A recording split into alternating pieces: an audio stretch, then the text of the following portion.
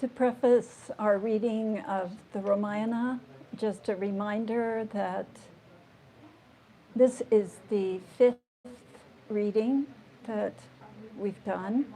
And if you'd like to catch up, you can just go to Sankat Mochan Hanuman Temple YouTube and see all of the readings and listen to the amazing story of Sri Ram.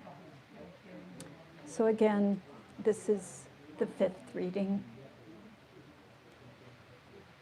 They related the whole episode to him, and he was much grieved to hear how Shiva had burnt love. The sages then told him of the boon granted to Rati, and Himavan was much relieved to learn this. Recalling to his mind the glory of Shambhu, Himachala respectfully summoned great sages. He had an auspicious date and hour ascertained, and without delay got the exact time of wedding fixed and noted down according to the Vedic precepts. Himachala handed over the note recording the exact time of wedding to the 7 seers, and clasping their feet, made entreaties to them. Calling on Brahma, they delivered the note to him, and as he went through it, his heart overflowed with joy. Brahma read the note aloud to all. The sages, as well as the whole concourse of gods, was delighted to hear it. Flowers were showered from the air, music flowed from various instruments, and auspicious jars were placed in all directions. All the gods began to adorn their vehicles and aerial cars of various kinds. Happy and auspicious omens were visible, and celestial damsels sang for joy. The attendants of Shambhu began to adorn their lord. His matted locks were formed into a crown and decked with a crest of serpents. He had serpents for his earrings and bracelets, smeared his person with ashes, and wrapped a lion's skin round his loins. He bore the crescent on his charming chest, and the river Ganga on the crown of his head, and he had 3 eyes and a serpent for the sacred thread. His throat was black with the poison swallowed by him at the beginning of creation, and had a wreath of human skulls about his neck. Thus clad in a ghastly attire, he was nonetheless an embodiment of blessings and merciful to the core. A trident and a damaru adorned his hands. Shiv rode on a bull, while musical instruments played. Female divinities smiled to see him. The world has no bride worthy of the bridegroom, they said to one another. Vishnu, Brahma, and hosts of other gods joined the bridegroom's procession and rode on their respective vehicles. The gathering of the immortals was incomparable in every respect. The procession, however, was hardly worthy of the bridegroom. God Vishnu then called all the guardians of the different quarters and smilingly said, "Every one of you should march separately, each with his own retinue."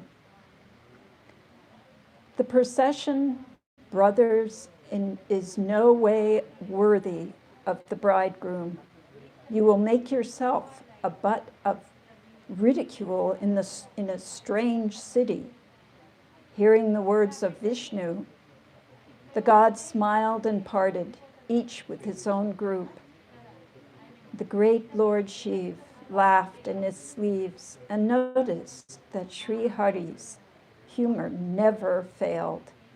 As soon as he heard these most pleasing remarks of his beloved friend, he sent Bringhi to call all his attendants, and they all came when they heard Shiv's command and bowed their head at the lotus feet of their Lord. Shiv laughed to see his host in their motley attire, riding every kind of vehicle. Some were headless, while others were hydra-headed monsters. Some were without hands and feet, while others had numerous hands and feet. Some had numerous eyes, while others had no eyes at all. Some were stout and well-built, while others had very slim bodies. Some were tidy, while others had dirty habits. They had frightful ornaments, carried skulls in their hands, and were all smeared with fresh blood. They bore heads of donkeys, dogs, swine, and jackals, and the variety of their appearances could not be counted. The troops of spirits, goblins, and fairies of various kinds beggared description. The ghosts danced and sang. They were all extremely fantastic. They looked most absurd and spoke words in a peculiar style. The procession was now quite worthy of the bridegroom.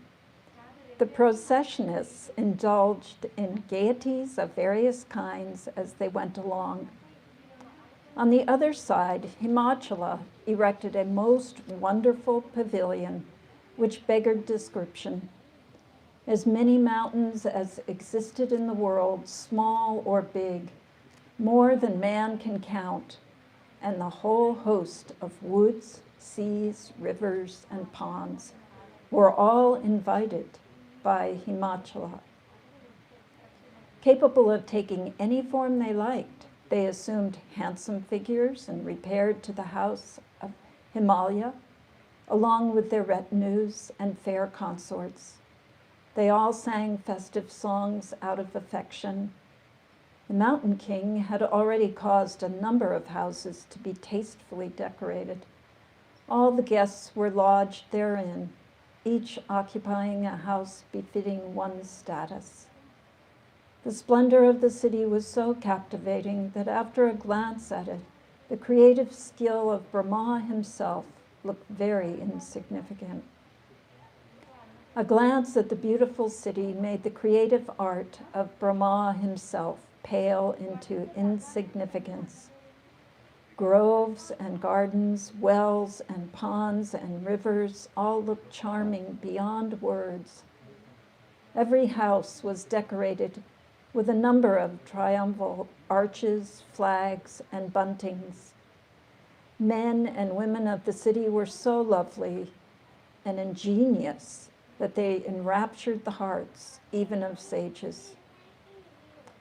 The city in which the Mother of the Universe had bodied herself forth baffled all description. Prosperity and success, wealth and happiness were always on the increase there and presented a new aspect.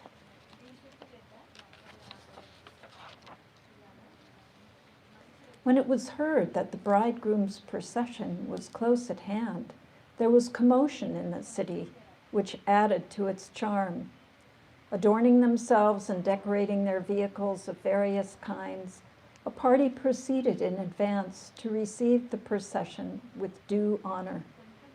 They were gladdened at heart to see the gathering of the immortals, and they were all the more happy to behold Sri Hari Vishnu. But when they started looking at Shiv's retinue, every animal they rode started back and fled in panic. The adults recovered themselves and remained where they were, while every child that came ran for its life. On their reaching home, when their parents questioned them, they spoke as follows, their limbs still shaking with fear. What shall we say? The sight was such as could not be described. We wonder whether it was a bridegroom's procession or the army of death. The bridegroom is a maniac riding on a bull. Serpents, skulls, and ashes are his ornaments. His body is smeared with ashes and adorned with serpents and skulls. He is naked, has matted hair on his head, and is dreadful to look at.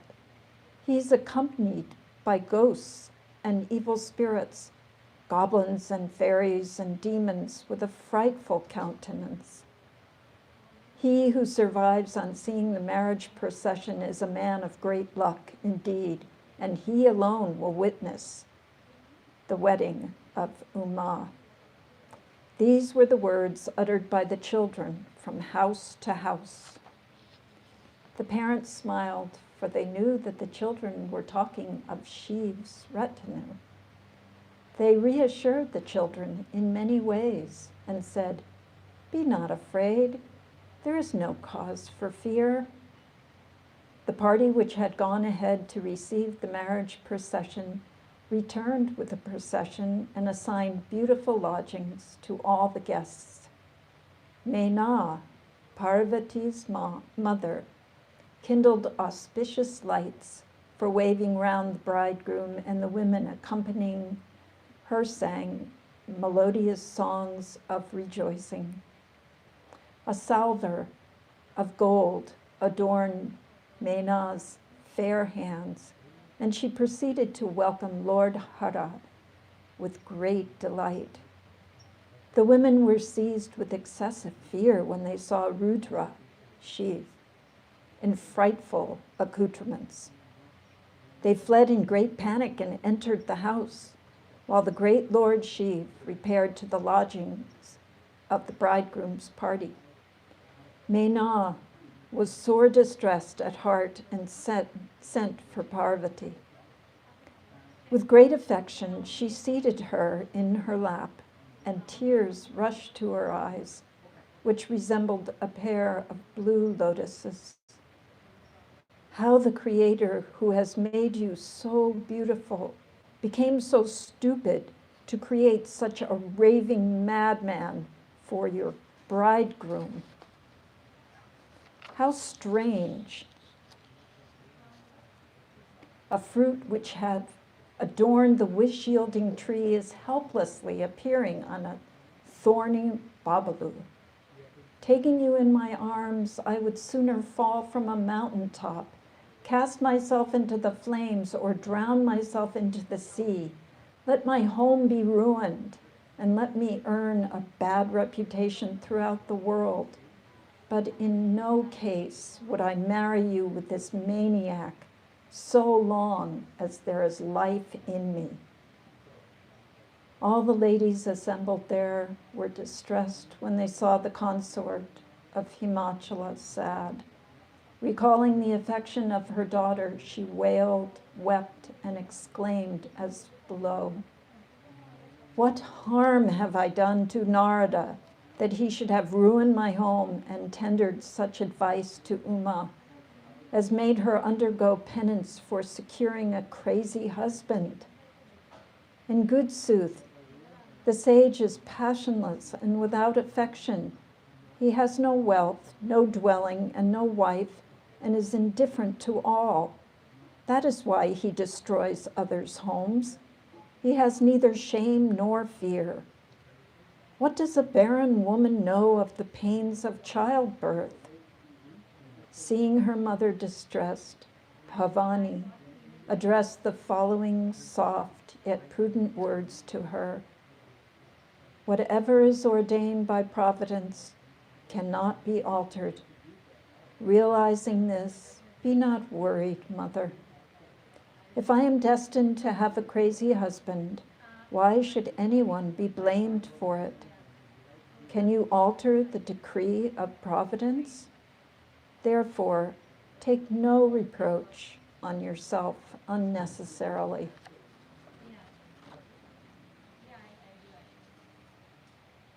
The amount of joy and sorrow that has fallen to my lot, I must reap wherever I go.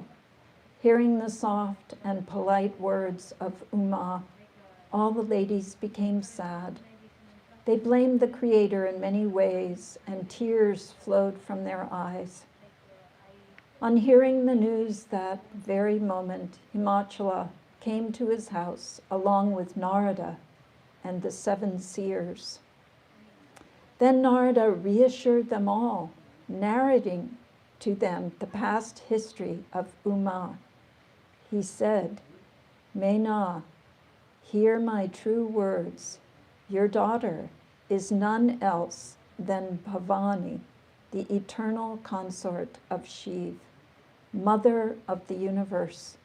She is the unborn and imperishable divine energy who has no beginning.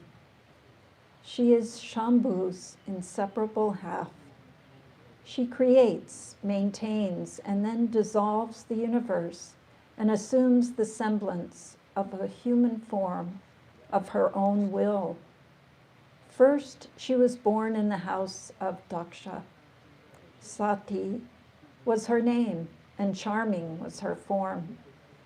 Even in that incarnation, Sati was married with Shankar.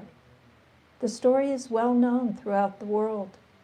One day, while she was returning home with Shiv, she beheld Sri Ram, who is a son, as it were, to the lotus-like race of Raghu. Bewildered by his sight, she did not listen to Shiv's advice and was beguiled into assuming the disguise of Sita. Shankar repudiated her because she had offended him by assuming the disguise of Sita. Separated from Hara, she then visited the sacrifice undertaken by her father and burnt herself in the fire of yoga, meditation there.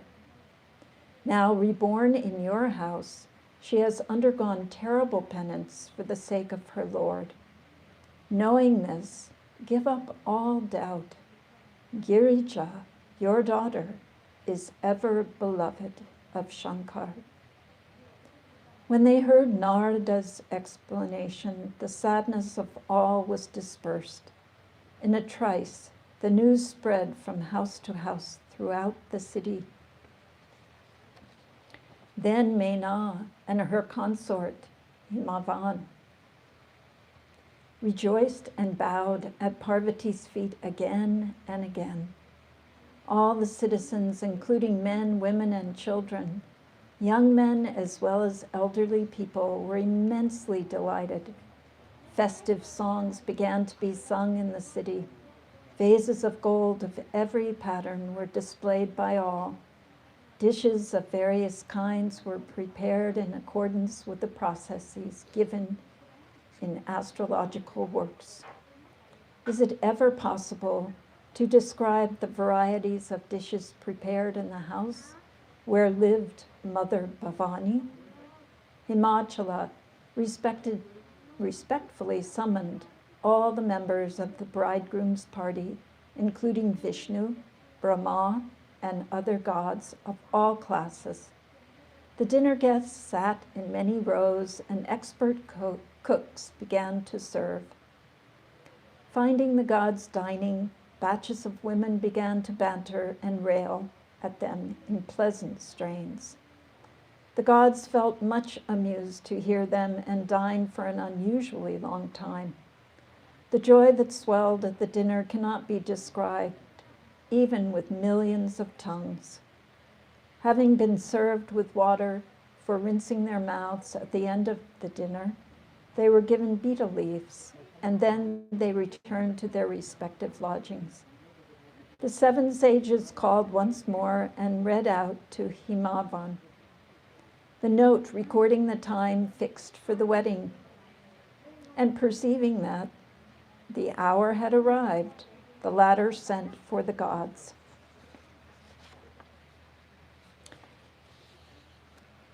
Himavan politely sent for all the gods and assigned an appropriate seat to each of them. An altar was prepared in accordance with the Vedic ritual, and women chanted charming festal strains. A divinely beautiful throne with the images of the pair of lions for its arms was placed in the altar. Being a handiwork of the Creator himself, it beggared description. Bowing his head to the Brahmanas and calling to his mind his own master, the Lord of Raghus, Shiv took his seat on the throne. The great sages then sent for Uma, who was brought in by her girl companions richly adorned. All the gods were enraptured at her beauty. What poet in the world could describe such loveliness? Recognizing in her the mother of the universe and spouse of Shiv, the divinities mentally bowed to her. The perfection of beauty that Bhavani was could not be adequately praised even by millions of tongues. When even the Vedas, Shesha, the serpent god, and Sharada, the goddess of learning, shrink abashed, of what count is the dull-witted Tulsidas? Mother Bhavani, the mine of beauty, walked to the middle of the pavilion where Shiv was. Out of shyness, she could not gaze on her Lord's lotus feet, although her heart was fixed thereon like a bee. At the direction of the sages, Shambhu and Bhavani paid divine honors to Lord Ganapati. Let no one be puzzled to hear this, for one should bear in mind that gods have existed from time without beginning. The great sages had the nuptial ceremony performed in all its details as laid down in the Vedas. Taking sacred kusha grass in his hand and holding the bride by her hand, the mountain king Himalaya made her over to Shiv, knowing her to be his eternal consort. When the great Lord Shiv took the hand of the bride, all the great gods were glad at heart. The principal sages chanted the Vedic formulas, while the gods were glad at heart. And they exclaimed, "Hail, hail, all hail to Shankar." Musical instruments of various kinds were sounded, and flowers of different varieties were rained down from the heavens. The wedding of Hara and Girija was thus concluded.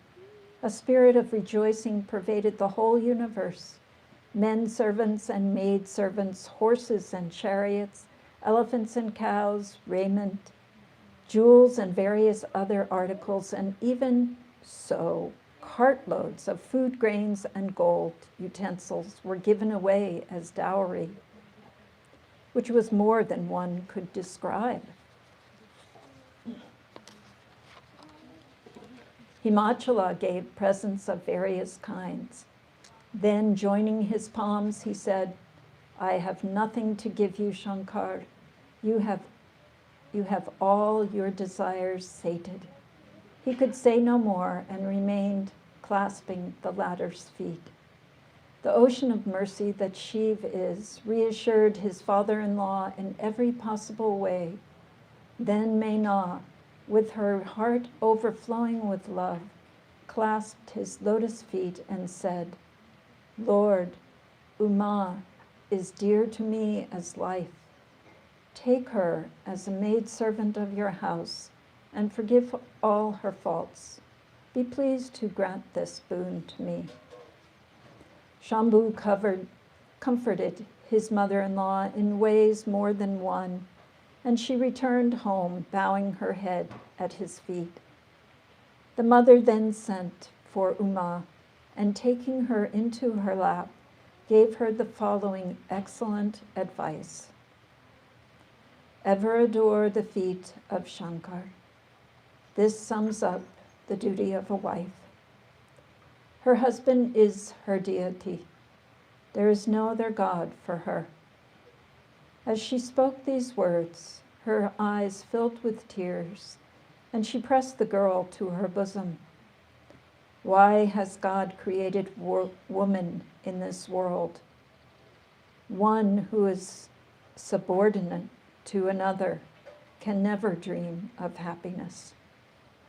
The mother was overwhelmed with emotion, but knowing as she did that it was not an opportune moment for betraying one's weakness, she recovered herself. Mena met Parvati again and again and fell down clasping the girl's feet. Her supreme love was beyond all words. Bidding adieu to all the ladies, Bhavani ran and clung to her mother's breast once more. Everyone uttered appropriate blessings to her. She often turned back to have a look at her mother. Her girl companions then took her to Shiv. Having gratified all beggars, Shankar proceeded to his home, Mount Kailash, with Uma. All the divinities delightfully rained down flowers and kettle drums, produced a charming sound in the heavens. Himavan then accompanied Shiv in order to see him off with great affection. Shiv, however, sent him back, consoling him in various ways. The mountain king returned home at once and summoned all other mountains and lakes. Himavan greeted them with due attention, gifts, polite words, and great honor, and allowed them all to depart. No sooner had Shambhu reached Mount Kailash than all the gods returned to their respective realms. Shambhu and Bhavani are the parents of the universe. Hence, I refrain from portraying their amorous sports. Indulging in luxuries and enjoyments of various kinds, the divine pair lived on Mount Kailash along with their attendants. Hara and Girija enjoyed some new delight every day. In this way, a considerable time elapsed. Thereafter was born to them a boy with 6 heads, who later on killed the demon Tarak in battle. The story of Sanmukh, the 6-headed deity, is well known in the Vedas, Tantras, and Puranas, and the entire world knows it. The tale of the birth, exploits, glory, and surpassing strength of Shanmukh is known to the whole world. That is why I have briefly touched the narrative of Shiv's son. Men and women who narrate or sing this story of the wedding of Uma and Shambhu shall ever rejoice in their auspicious undertaking, as well as during festive occasions such as weddings, etc. The exploits of Girija's Lord are illimitable. Like the ocean, even the Vedas cannot reach their end. How then can Tulsidas, a most dull-witted clown, succeed in describing them? Bhardvaja was much delighted to hear the sweet and charming story of Shambhu's deeds. His passion for hearing the story grew to be inordinate. Tears rushed to his eyes, and the hair on his body bristled with joy. Overpowered with emotion, he could not utter a word. The enlightened sage Yajnavalkya was delighted to see his condition. "Blessed indeed is your birth, O great sage," he said. "To you the Lord of Gauri is dear as life. Those who love not Shiv's lotus feet cannot even dream of pleasing Ram. A guileless love for Shiv's feet is the surest sign of a devotee of Ram. Who is so faithful to the Lord of Raghus as Shiv, who renounced a sinless wife like Sati and demonstrated ideal devotion to Ram by his pledge of unswerving fidelity. Brother, whom does Ram hold so dear as Shiv? Having begun by recounting the deeds of Shiv, I have come to know your secret. You are indeed a faithful servant of Ram, free from all impurities. I have come to know your virtues and disposition. Listen, therefore, while I narrate the story of the Lord of Raghus. O sage, I cannot say how glad I am at this meeting with you today. O Lord of sages, the exploits of Sri Ram are much beyond measure. Even 1,000 million sheshas cannot recount them. Nevertheless, fixing my thoughts on the Lord, who wields a bow in his hand and is the Lord of speech, I repeat the tale as I have heard it. Sharda, the goddess of speech, is like a puppet, while Sri Ram, the inner controller of all, is the master of the puppet show, who holds the strings in his hands. When he blesses a poet, knowing him to be a devotee, he causes the goddess to dance in the courtyard of his heart. To him, the benevolent Lord of Raghus, I bow and commence the recital of his fair virtues. Of all mountains, the most charming and the best is Kailash, where Shiv and Uma eternally dwell. Hosts of siddhas, adepts, ascetics, and yogis, as well as gods, kinnaras, and sages, all lucky souls reside there and adore Shiv, the root of all joy. Those who have their faces turned away from Hari and Hara and have no love for righteousness cannot even dream of going there. On the summit of that mountain exists a huge banyan tree, which is ever young and is charming during all seasons. Fanned by cool, soft, and fragrant breezes, its shade is very refreshing. It is the favorite resort of Shiv, extolled by the Vedas. Once upon a time, the Lord betook himself beneath the tree and was much gladdened at heart to see it. Spreading his tiger skin on the ground with his own hands, the all-merciful Shiv sat down casually. His body fair in hue as the jasmine, the moon and the conch shell, long arms of inordinate length, a hermit's covering consisting of the bark of trees wrapped round his loins, his feet resembling a pair of full-blown red lotuses, and their toenails shedding a luster which dispelled the darkness of the devotee's heart. Serpents and the ashes serving as ornaments of the slayer of Tripura, and his countenance eclipsing the splendor even of the autumnal full moon. With his twisted coils of hair for a crown and the celestial stream, the Ganga, adorning his head, eyes as big as a pair of lotuses, throat dark with poison, and with the crescent shining on his brow, the Lord looked like a veritable mine of beauty. Seated there, the destroyer of Cupid looked like an incarnation of the sentiment of quiescence. Finding it a good opportunity, Mother Bhavani called on Shambhu. In recognition of her wifely love, Lord Hara showed her great courtesy and assigned her a seat on his left side.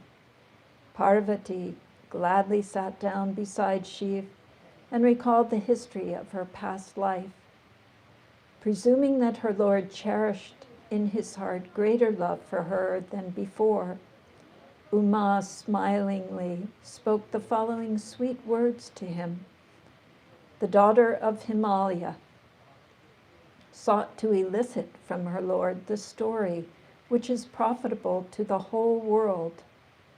O Lord of the universe, O my master, O slayer of the demon Tripura, your glory is known to all the three spheres, animate as well as inanimate beings, nagas, men and gods, all do homage to your lotus feet. My Lord, you are all powerful, all wise, and all blissful. You are a repository of all arts and virtues, and a storehouse of yoga, wisdom, and dispassion. Your name is a wish-yielding tree, as it were, to the suppliant. O blissful Lord, if you are pleased with me and know me to be your faithful servant, then, my master, disperse my ignorance by repeating to me the various stories of the Lord of Raghus. Why should he who has his abode beneath a wish-yielding tree undergo the suffering born of want? Bearing this in mind, O Lord, with the crescent on the forehead, dispel the great confusion of my mind. O Lord, the sages who discourse on the supreme reality speak of Ram as the Brahm, who has no beginning, Shesha and Sharada, as well as the Vedas and the Puranas, all sing praises of the Lord of Raghus. You too, O subduer of love, reverently repeat the word Ram, night and day. Is this Ram the same as the son of the king of Ayodhya, or some other unborn, unqualified, and imperceptible being?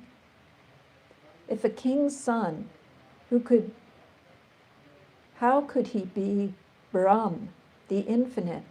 And if he were Brahm, how could his mind get unhinged by the loss of his wife? When I see his acts on the one hand and hear of his glory on the other, my mind gets utterly confused. If, my Lord, there is any other desireless, all-pervading, and all-powerful Brahm, instruct me about the same.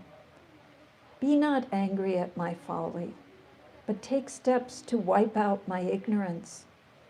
In the wood, in my previous birth, I witnessed Sri Ram's glory, although I was too awe-stricken to tell you. Yet my mind was so impure that I did not understand, and I reaped a good return from my folly. Some doubt still lingers in my mind. Be gracious to me, I implore you with joined palms. Lord, you instructed me then in ways more than one, yet I do not understand. Do not allow this thought to anger you. I have no such delusion now.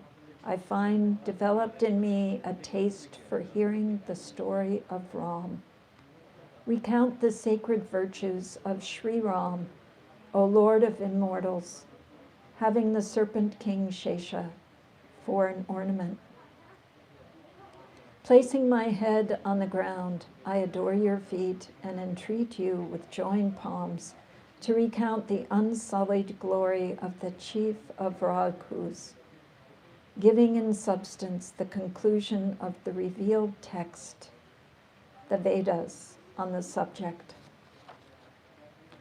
Though as a woman I am not qualified to hear it, I am your servant in thought, word, and deed. Saints do not withhold even an esoteric truth wherever they find a person smitten with agony and therefore qualified to receive it. I ask you with a heart sore distressed, be gracious enough to narrate the story of the Lord of Raghus. First tell me, after a mature thought, what makes the unqualified Brahm assume a qualified form? Then, my Lord, relate the story of Sri Ram's descent, and tell me next the charming exploits of his childhood. Then let me know how he wedded Janak's daughter Sita, and the fault for which he had to renounce his father's kingdom later on. Then describe the innumerable deeds performed by him while he lived in the forest, and further tell me, my lord, how he killed Ravana. Then relate, O blissful Shankar, all the numerous sports that were enacted by him after his coronation. Thereafter relate, O gracious Lord, the miracle wrought by Ram, how that jewel of Raghu's line proceeded to his divine abode along with all his subjects.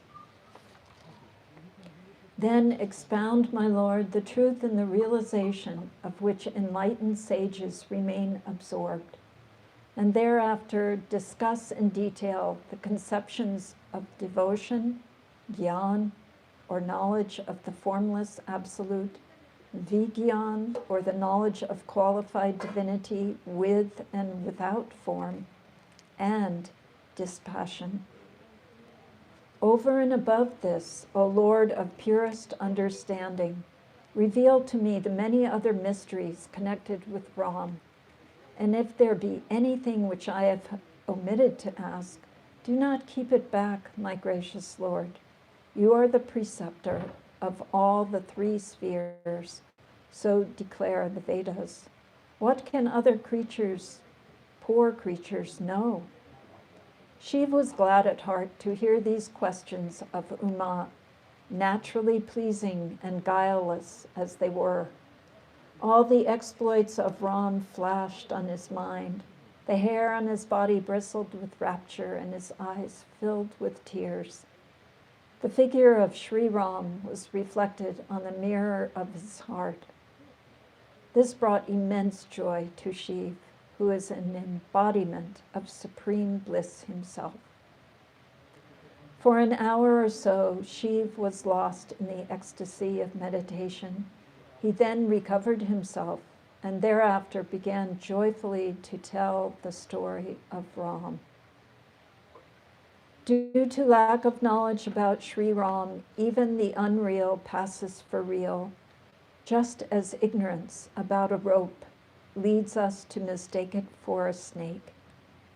Even so, the moment we know him, the world of matter vanishes, just as the delusion of a dream disappears as soon as we wake up. Him do I reverence in the form of a child, the repetition of whose name brings all kinds of success within our easy reach.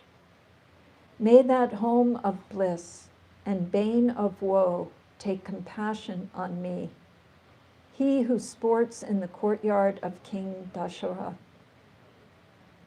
After thus paying homage to Ram, the slayer of the demon Tripura joyfully spoke in mellifluous accents as follows.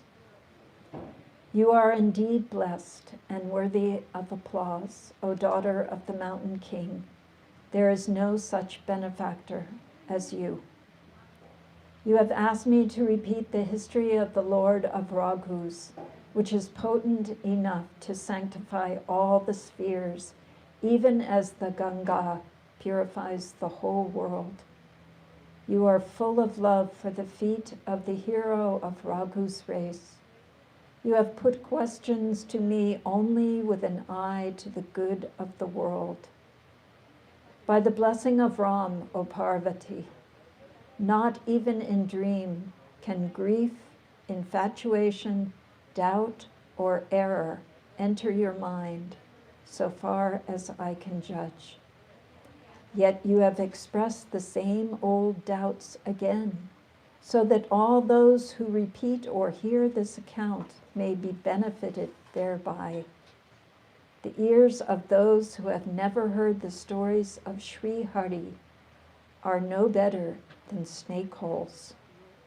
The eyes of those who have not blessed them with the sight of saints are as good as the sham eyes in a peacock's tail. The heads that bow not at the souls of Sri Hari or of one's preceptor are just like bitter pumpkins. Those who have cherished not in their heart the spirit of devotion to Sri Hari are as good as dead, though living. The tongue that does not sing the praises of Ram is just like the tongue of a frog. The heart which does not rejoice to hear the tales of Sri Hari is hard as adamant and cruel indeed. Hear, O Girija, the exploits of Sri Ram, which prove beneficial to the gods and mystify the demons. Like the cow of plenty, the story of Ram bestows all blessings on those who devote themselves to it. And the assemblages of saints are the various abodes of gods. Knowing this, who would not listen to it? The story of Ram is the lovely cap of hand palms which scares away the birds of doubt. Even so, the story of Ram is an axe to the tree of Kali Yuga, the impurities of the Kali age. Listen to it with reverence, O daughter of the Mountain King. The charming names of Sri Ram, as well as his virtues, stories, births, and deeds, have all been declared by the Vedas to be beyond number. As there is no end to the divine Ram, even so his stories, glory, and virtues are also endless. Yet, seeing your great love, I will tell them even as I have heard of them to the best of my intellectual capacity. Uma, your inquiries are naturally winning and delightful, and such as are approved of by the saints. As for myself, I am particularly pleased to hear them. But there was one thing, Bhavani, which I did not like. Although you uttered it under a spell of delusion, you suggested that the Ram, whom the Vedas extol and on whom the sages contemplate, is someone else. Such words are spoken and heard by those vile men alone who are possessed by the devil of infatuation, are impious and averse to the feet of Sri Hari, and know no difference between truth and falsehood. Foolish, ignorant, and blind wretches, the mirror of whose heart is clouded by the film of sensuality, lecherous, deceitful, and grossly perverse, who have never seen an assemblage of holy men, even in a dream, and who have no sense of gain and loss. They alone make statements which are repugnant to the Vedas. The mirror of their heart is soiled, and they have no eyes to see. How then can those wretched souls behold the beauty of Sri Ram? For those who have no knowledge either of the unqualified Brahm or of qualified divinity, who indulge in fanciful utterances of various kinds and who spin round in this world under the influence of Sri Hari's deluding potency, no assertion is too absurd to make. Those who are delirious or mad, those who are possessed, and those who are inebriated do not talk sense. None should give ear to the ravings of those who have drunk the wine of infatuation. Thus, assured in your heart, discard all doubt and adore Sri Ram's feet. O daughter of the Mountain King, hear my words, which are sunbeams, as it were, for the darkness of error. Jai Shri Ram.